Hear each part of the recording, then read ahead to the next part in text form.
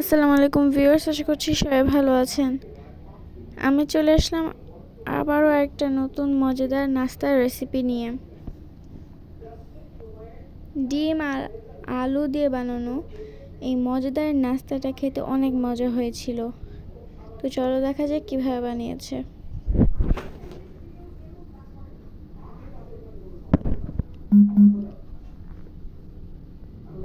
প্রথমে এখানে আলু আর ডিমটাকে সিদ্ধ করে নেবে। আলুটাকে ভেবে মাছ থেকে কেটে পিস পিস করে পানিতে দিয়ে দেবে সিদ্ধ করার জন্য।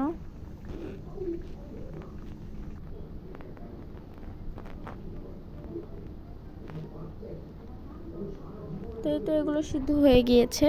এখন ডিমগুলোকে এভাবে পিস করে কেটে নিতে হবে। এখন এখানে একটা বাটিতে নিয়ে নিচ্ছে কর্নফ্লাওয়ার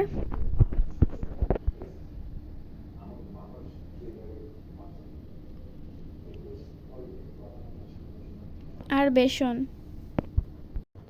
এখন এর উপর দিয়ে দিবে হলুদের গুঁড়া, মরিচের গুঁড়া দিয়ে এটাকে ভালোভাবে মিক্সড করে নিতে হবে।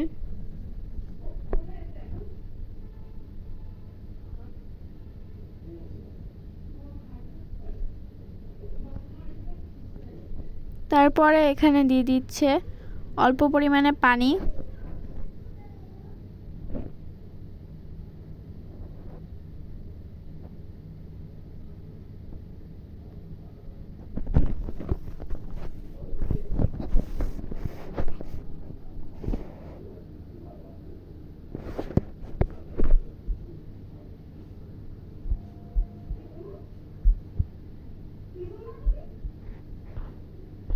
তারপরে এখানে দিয়ে দিচ্ছে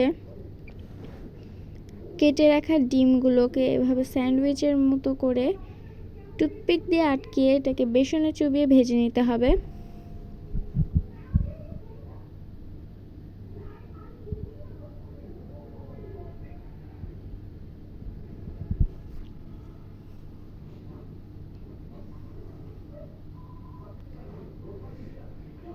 টুথপিকটা দিতে হবে যেন এটা আলাদা না হয়ে যায় ভাজার সময়।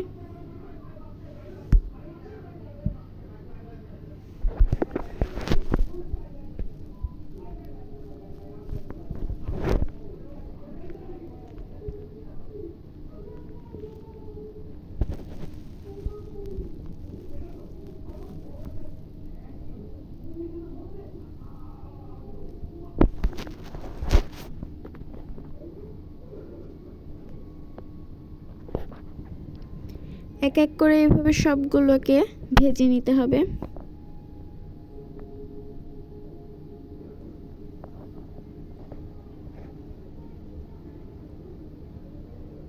তো এই তো আমাদের আজকের নাস্তাটা হয়ে গিয়েছে।